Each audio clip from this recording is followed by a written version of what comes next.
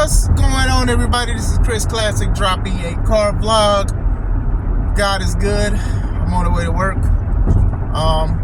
If you celebrate the holidays, happy holidays. If you do not, good day. God bless you. I love you. Nobody tells you today God loves you. Christ loves you, and I love you. Through trials and tribulations, I pray that people heal. I pray that people just love each other. You know, we don't know when we're gonna leave this earth, and sometimes these days and the holidays and even just regular days, it's just real hard to press on because you lost somebody. You thought somebody was going to be with you for a longer time. So cherish these moments.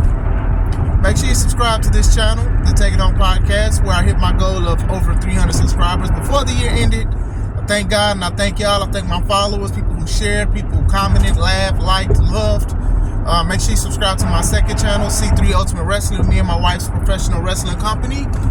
I got some good news about a future show. I can't wait to drop it and let you guys know. So subscribe to 2 channels. Wrestling news. I've been getting a lot of views and a lot of pickups from me. So I'm going to do 3 stories today. Some that I found out today and stuff that I have been privy to in the past 2 days. So we'll talk about Tony Khan, the lawsuit with Punk, with Ace Steel and everything. So according to Stephen P. New, if you guys watch like Jim Cornette and a lot of other wrestling podcasts or channels, they have things for Stephen P. New, who's a lawyer, attorney, and he helps with a lot of the things. So a couple days ago, according to Stephen P. New, the NDA that was signed by CM Punk and Ace Steel, who were employed at the time with Tony Khan, they signed NDAs. So that means that it's a non-disclosure agreement if you do not know what an NDA is, but apparently it's for forever. So CM Punk, nor Ace Steel, and possibly the Bucks and whoever else, they can't speak about what happened at All Out Brawl Out, which happened a year and a half ago. So they can't talk about it. So this is my thought on this part. I think it is a smart business move. Regardless of how people feel about Tony and things like that, a lot of people should know what goes on in the locker room. And I have been a big advocate on that. Like, hey, we should perform, have great shows and things like that. Whatever beef we got with each other in the locker room, let it stay in the locker room. If there's a way we can hash it out, please do. But we do not have to give the public that. You know what I'm saying? Let's just focus on wrestling and not just the drama. Let's keep the drama in the storylines. Let's not have it pour out to everything else. So as far as the NDA is concerned, I'm cool with it. I'm fine with it. Do I want to know what happened? Of course. I want to know everything that happened. But Tony was thinking smart on that situation. He was thinking smart because you know that Punk will sit on a podcast couch or stand or wherever and talk about the situation. You know, when he left WWE and the contract was up and everything and got fired, he went on his ex-friend's Cole Cabana's podcast and talked about everything, and then all of that snowballed into him and Colt not even being friends and all that. But still, good on Tony's part. The only person that was affected in it that's not affected by the NDA besides CM Punk's dog Larry, I believe, is Ace Steel's wife. So I know for a fact that a lot of people are probably going to pay top dollar to try to get her to explain what happened, and we'll just assume that she's 100% right. Now, I don't know the lady, I don't know Ace, but most people are going to agree with everything she says of what happened in that locker room if people are going to want to know the scoop, since she did not sign an NDA because she was not working for AEW. So we'll see where it goes from that. But if she has that information and she wants to get paid a little more of what she has, or just some money on the side, you have a lot of people that would definitely put her on and try to talk to her about the situation. Because people love to hear gossip, people love to hear news, people love to hear speculations. You know, we all know, we just hear what we heard and we ran with it. I ain't gonna lie, about Omega getting bit by Ace, and one of the Bucks getting hit with a chair, one got a black eye. It just seemed like the Elite got defeated. Literally, like the Elite felt defeat. And that's what a lot of people have been running with, a lot of speculations and things like that. To me, if I were on the outside looking in, I do think that the Elite got hands and paws and Chicago Stars put on them, but it's just me. But like I said, I'm not gonna be asking people or cornering people to tell me exactly what happened with the situation. It was nasty and it shouldn't have happened in the first place. But as far as the NDAs are concerned, that is a good business move from Tony. I do know that people will say, oh, you a punk, why you didn't do that? Look, I don't want nobody to know everything that happens behind the scenes with my company. So I definitely understand. And a lot of people who have businesses, you don't want nobody in y'all business, even if it's something with fighting and violence and things like that.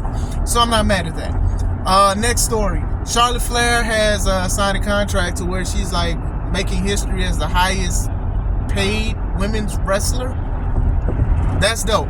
I'm happy for Charlotte Flair. I know a lot of people feel a certain way about Charlotte Flair, but I do think that Charlotte's career is on that darn if I do, darn if I don't stage. And what that means is, okay, so she wins a lot of titles, right? Oh, she beats this person. She beat Asuka, which I didn't like, but I understood. She beat Asuka. She won all these titles and things like that. Hey, we don't need her on TV. So then she isn't on TV. Oh, well, Charlotte thinks she's better than everybody else because she's not on TV. She needs to wrestle more. So it's just a darn if you do, darn if you don't situation. I do know that the contract has been slightly extended because of her knee injury, which I am praying that she heals and comes back 100%, no doubt.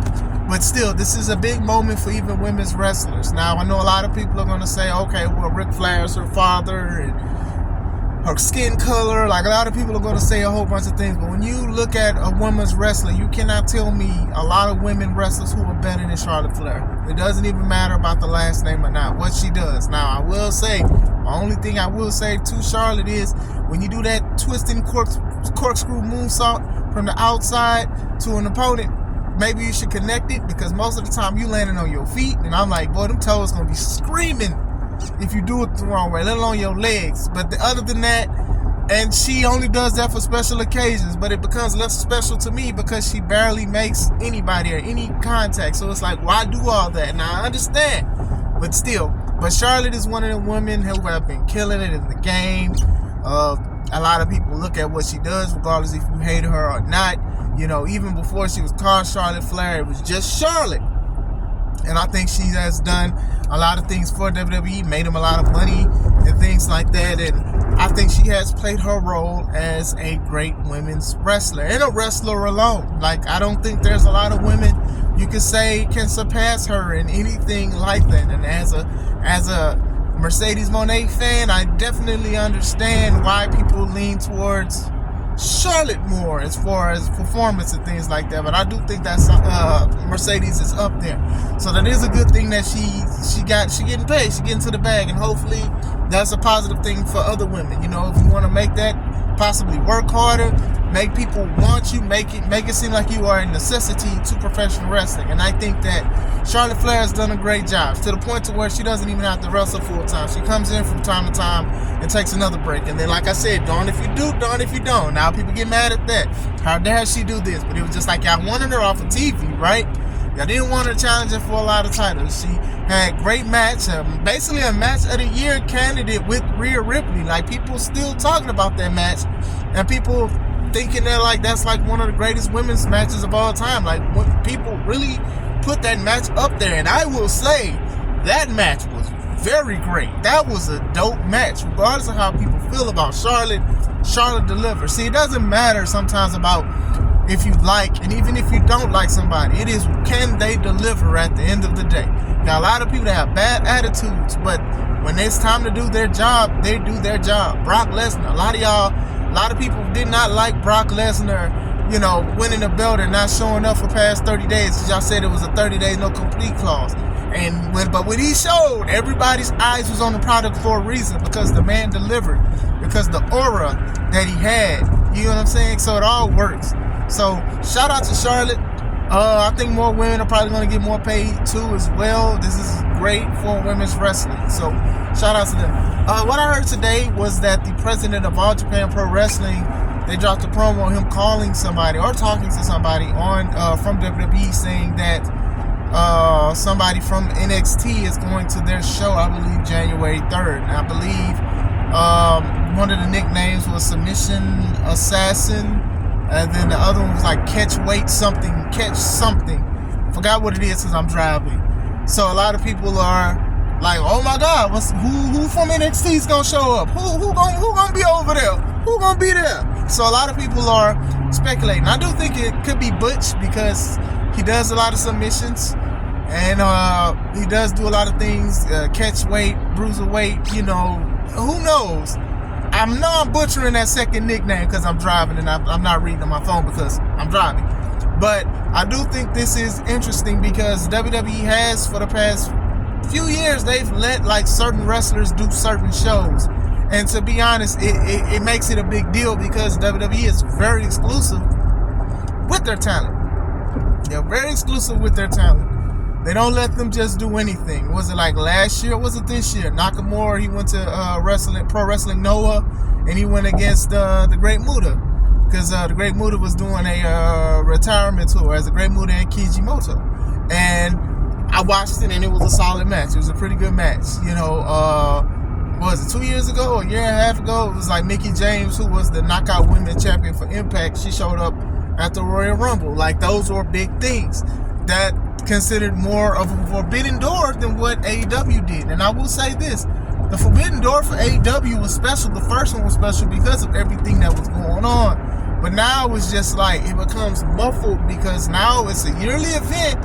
And even then, you have guys from Japan or New Japan just wrestle for AEW for shows in ROH or even AEW. So it's like, okay, the door is open. It's not forbidden anymore because the door is open. So when WWE does something, and I'm just saying that in comparison, if WWE does this like a whole bunch of times or have a show, I'd be saying the same thing because it'd be like, dang, like, it's not special anymore. That's why it makes news and headlines when a WWE wrestler wrestles for a non-WWE company under a WWE contract. It was a big thing when Nakamura went over there. It was a big thing when Mickie James, who was signed to Impact, went there and wrestled in the Royal Rumble. Now, I know it was called Impact Women's Champion and not a Knockouts, but still, it was a big thing. People, she got a pop, she got a reaction. That was big. I thought it was pretty dope.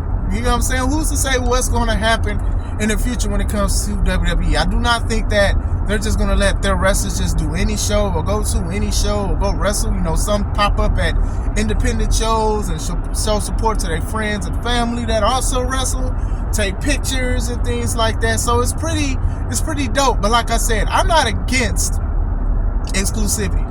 I'm not against a wrestler is just supposed to be signed, getting paid for this, because you can hurt yourself wrestling alone. So let alone trying to wrestle every weekend or every show and things like that. That could mess you up in the long haul. People getting messed up, get injured. Now you can't wrestle for WWE because you did a show the day before, at a community center. And I'm not knocking that because I wrestle and do shows at community center, which is definitely fine. But you get what I'm saying with that. If I'm paying you all of this money, you need to keep up your end of the bargain by being healthy and being ready and being able to perform when I need you to perform. So when you sit there and you go wrestle, you jeopardize. Now I know that AEW, they do let a lot of guys and gals, they do independent shows, and like a lot of them come wrestle out here in the Midwest, Chicago and Indiana and things like that. But at the same time, they also monopolize a couple shows too, because I've seen a lot of shows have to change their main event because they pulled a wrestler or they used their main event for their show in AEW because they could do that kind of stuff, because that's the kind of deal that they have with each other. But I'm not even against them, WWE, having exclusive contracts and things like that. But when they do allow wrestlers to do other shows, it's a big deal. It's definitely a big deal. I've talked about before that WWE has done business with other companies before, like Japanese companies. They did stuff with ECW. They've done like a lot of things with other companies before. They've done crossover events. They've had some wrestlers go to Jim Cornette's wrestling promotion, Smoky Mountain, like The Undertaker and things like that. Like, they've had things before, and it becomes a big deal because of how tight-knit WWE is with their wrestlers. So that is a good thing to hear. I'm curious to who it is. Like, I think it's Butch, but who knows? Who knows what else will stem from this show? Like I said, so that's why exclusivity can work, because it makes it a bigger deal when you be like, hey, I didn't think they was going to let them wrestle for another show. What's going on? So, very dope. So, what do you guys think, man? Are you guys feeling Tony's NDA?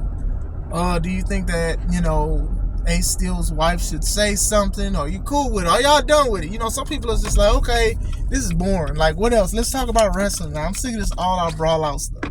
You guys think about Charlotte's pay increase and making history? I think she rightfully deserves it.